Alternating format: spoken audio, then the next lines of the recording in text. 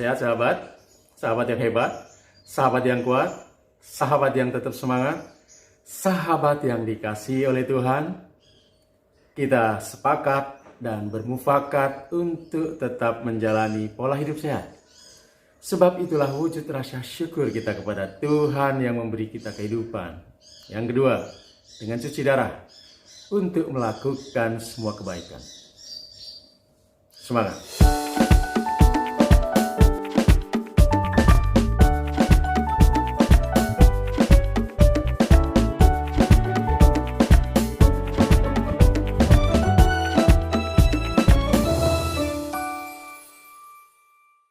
Sahabat, banyak sekali kawan-kawan HD kita yang terjerat hutang.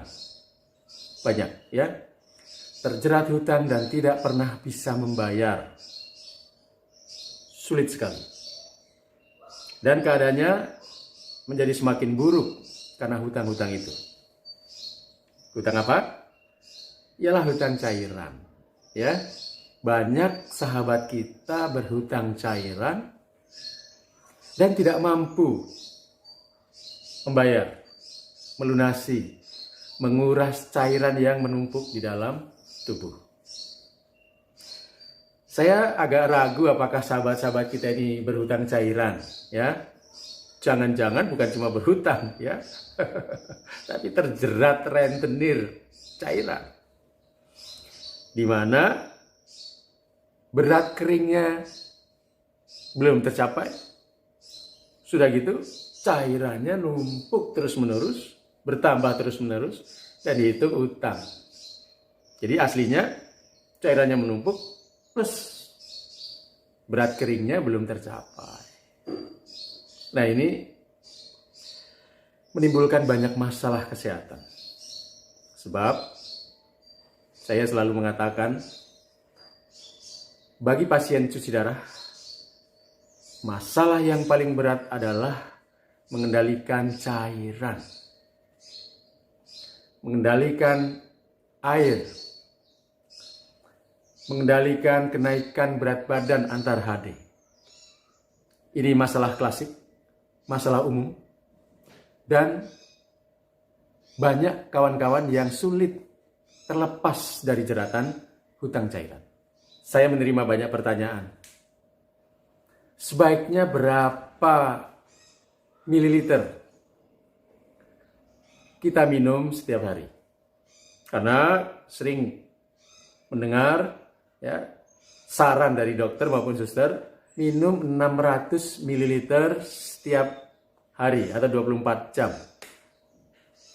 Benar apa enggak? Minum 600 ml selama 24 jam. Kalau saya tidak sanggup, ya. Jujur saya tidak sanggup.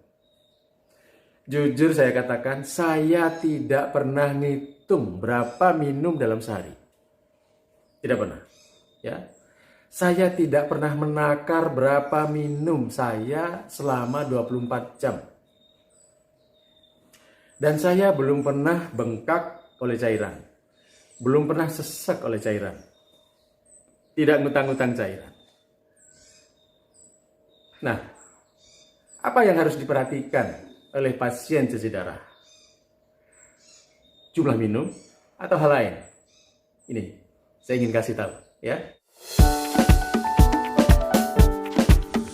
Sebelum kisah yang panjang lebar, saya jelaskan dulu mengapa sering dikatakan jatah minum kita 600 ml 24 jam.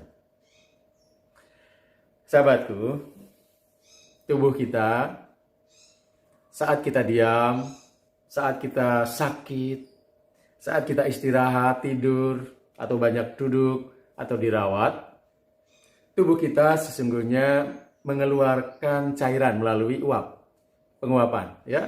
Kita bernafas, kita bergerak, kita berbicara, itu terjadi penguapan, pembuangan cairan tubuh.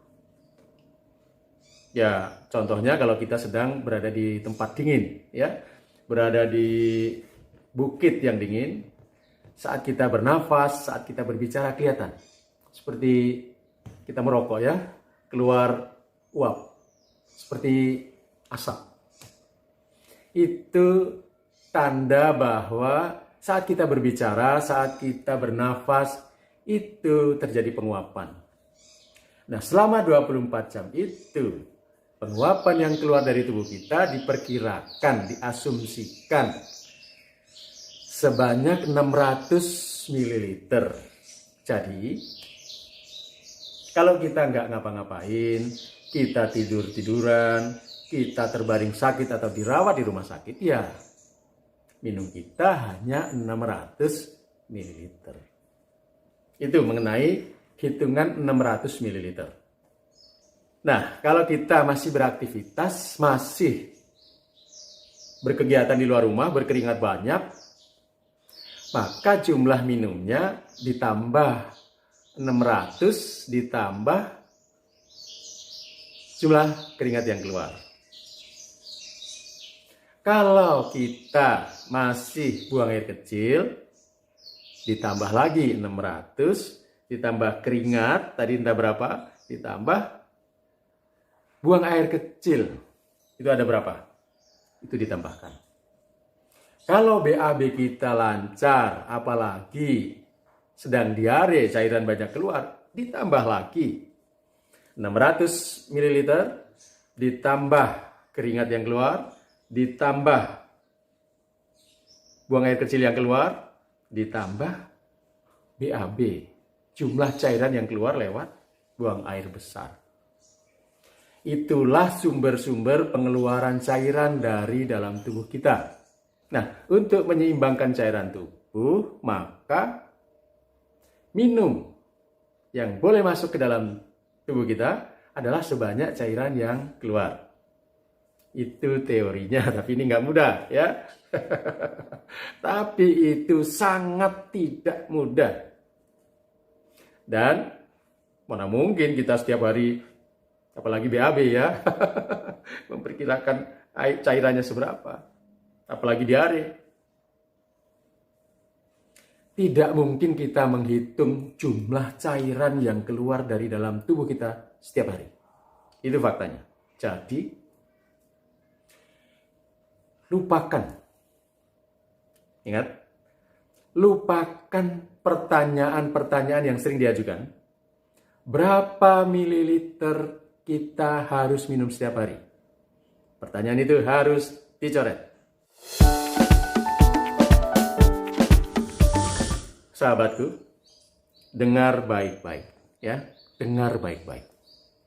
Yang harus diperhitungkan oleh setiap pasien cuci darah adalah kenaikan berat badan antar HD. Dari HD yang satu ke HD yang lain. Ini yang harus diperhitungkan. Bukan berapa banyak minum, tapi kenaikan berat badan. Sebab kenaikan berat badan itu sumbernya banyak. Baik dari minuman, dari makanan, dari cemilan, dari jajanan, macam-macam. Jadi teman-teman yang masih beralasan, saya minumnya sedikit tapi naiknya ke banyak. Itulah. Jangan lagi menghitung berapa banyak minum setiap hari.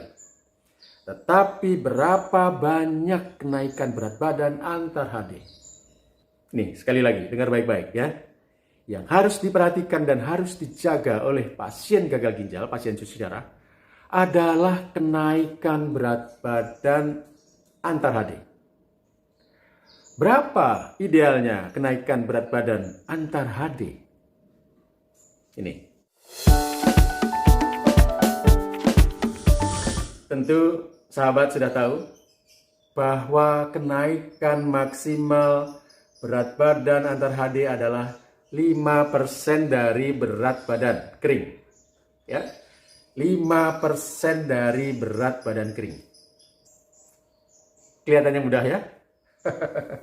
Cuma 5%. Yang paling penting harus dicapai dulu adalah berat kering.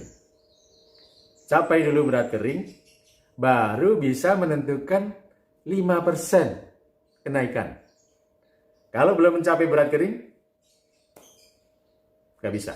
Ya, akan terus berhutang. Nah, cara mencapai berat kering bagaimana? Di channel ini sudah pernah saya unggah, silahkan dilihat lagi mengenai berat kering. Ya, mudah sekali mencapai berat kering. Yang penting disiplin. Lihat cara-caranya di channel ini juga. Nah, tetapi kita ini sering melakukan kesalahan yang berulang-ulang. Ya, kesalahan yang tidak kita sadari. Yaitu kita selalu menghitung kenaikan antar HD itu maksimal. Jadi kalau beratnya 60 kilo, biasanya kawan-kawan akan berusaha naiknya sampai 3 kilo. Maksimal 5%, ya. Padahal itu dinyatakan sebagai maksimal. Paling tinggi kenaikannya adalah 5%. Idealnya ya jangan 5%. Sebab kalau kenaikannya 5%, waktu HD ditambah 500 atau 700 atau 800, maka HD-nya menjadi berat. Mudah kram, mudah ngedrop. Apalagi yang durasi HD-nya hanya 4 jam. Ya, kalau naik 3 atau 3,5 ditarik 4, UF rate-nya menjadi 1 liter per jam, itu berat. Mudah drop, mudah kram. Jadi berapa kenaikan berat badan ideal antar HD? Saya dengan berat 72,5 sekarang, ya, itu kering. Biasanya naik sekitar 2,5, maksimal 3. Ya pernah sekali 2 kali naik 3,5. Nah kalau naik 3,5, tariknya 4. Tarik 4 itu buat saya cukup berat. Meskipun berat badan saya 72,5. Ngos-ngosan. HD itu ngampet, ya. Gitu. Sampai 4-5 jam itu rasanya kayak tersiksa. Padahal kita ini HD setiap seminggu 2 kali, nggak boleh berasa tersiksa. Harus nyaman, rileks. Ya, jangan tersiksa karena mau kram, mau itu. Masuk di dektrose, ya, di 40.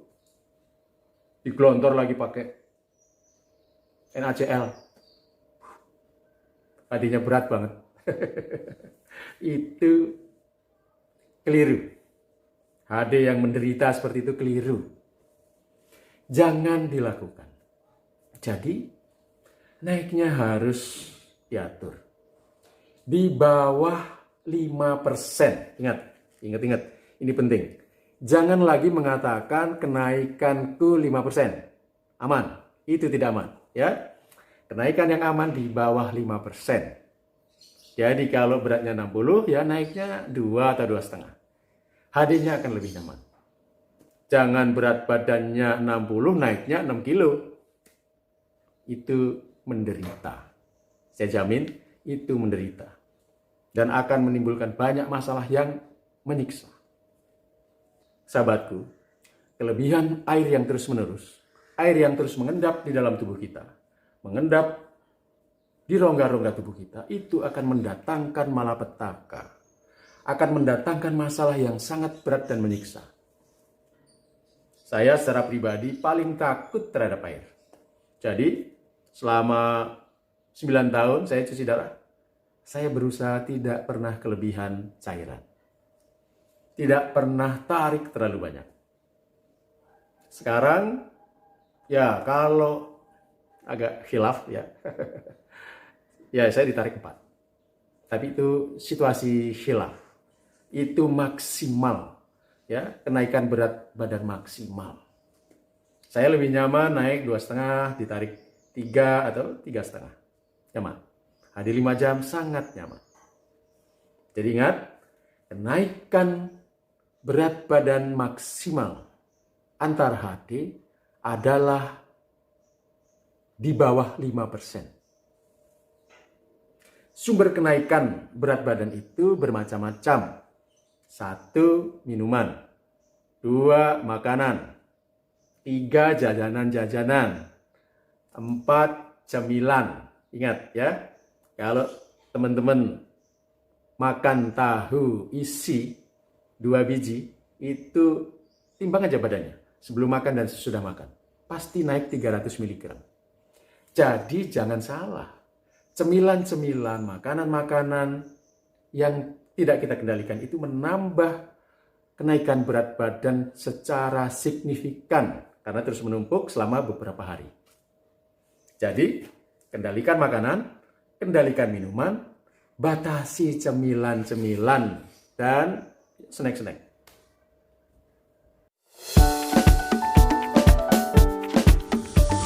Untuk sahabat-sahabatku di unit HD yang masih memberlakukan durasi cuci darahnya 4 jam. Ini durasi minimal ya. Durasi minimal yang direkomendasikan oleh Pernefri. Bukan durasi ideal. Ingat, ini durasi minimal.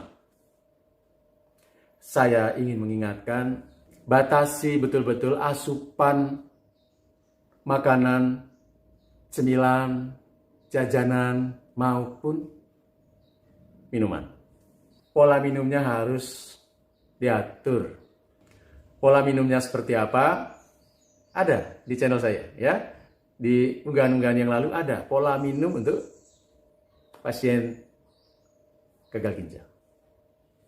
Juga asupan makannya diatur. Gak usah lah pamer-pamer makan soto yang panas, kuahnya banyak, kasih sambal. Gak usah ya. Kenapa? Karena pada saat HD berikutnya, kawan-kawan akan mengalami tekanan. Ya. Naiknya banyak, nariknya harus lebih banyak, kibinya harus lebih tinggi. Dengan HD yang hanya 4 jam, tarikan tinggi, kibi lebih tinggi, itu berbahaya. Itu menyebabkan mudah kram, mudah drop. Jangan menjalani HD dengan tersiksa. Jangan ya, kita akan menjalani HD seumur hidup. Kendalikan pola makan, pola minum, kendalikan nyemil-nyemil, makan makanan kecil, snack. Karena selain meracuni tubuh kita, menimbulkan urium yang terlalu banyak, juga meningkatkan volume cairan dalam tubuh kita. Ingat, salah satu yang menghambat proses HD, yang membuat HD kita tidak selesai, yang menyiksa tubuh kita karena kram atau drop tensi, satu-satunya adalah air. Jadi sahabatku, sekali lagi, jangan menanyakan berapa mililiter minum yang harus diminum oleh pasien cuci darah selama sehari. Nggak usah dijatah-jatah, dibotolin 600 ml. Membuat kalian tersiksa. Yang harus dijaga adalah kenaikan antar HD. Ya. Kenaikan antar HD harus di bawah 5%. Tapi, nah ini ada tapi. Jangan bertindak konyol. Banyak teman-teman yang karena kebanyakan minum, jadi membatasi makan. Udah kebanyakan minum, lalu dia tidak makan. Atau memilih minum banyak, makannya sedikit. Nah ini akan menimbulkan masalah baru. Hidup normal aja ya. Makan sewajarnya. Makan sesuai ukuran. Ukurannya seperti apa? Pola makan pasien HD seperti apa? Ada di channel ini, ya, boleh dilihat. Kenaikan badan antar HD itu harus dikontrol setiap hari. Jadi usahakan kalau teman-teman punya rezeki beli timbangan yang mirip-mirip dengan timbangan di rumah sakit, timbangan elektrik lah. Ada timbangan elektrik yang harganya 125.000 atau ya lebih sedikit. Nimbang setiap hari. Kalau hari ini naik 1 kilo, besok harus naik 500. Besoknya harus naik 500. Supaya kalau HD jangka pendek naiknya cuma 2. Demikian juga kalau HD jangka panjang. Harus diperhitungkan naik berat badan setiap hari itu harus terukur ya. Supaya jika HD-nya ini dari Sabtu ke Rabu ada beberapa hari, nah dalam beberapa hari itulah kenaikannya harus di bawah 5% berat badan. Kalau beratnya 60, kenaikannya dari Sabtu ke Rabu harus di bawah 3 kilo. Kira-kira 2,5 kilo. Nah itu akan membuat tubuh kita nyaman. Naiknya dari mana? Apakah dari makanan atau dari minuman? Nah, itu teman-teman sendiri yang mengatur, tahu ya. Kendalikan juga asupan buah karena buah banyak mengandung cairan. Oke, sahabatku, itu pesan saya hari ini.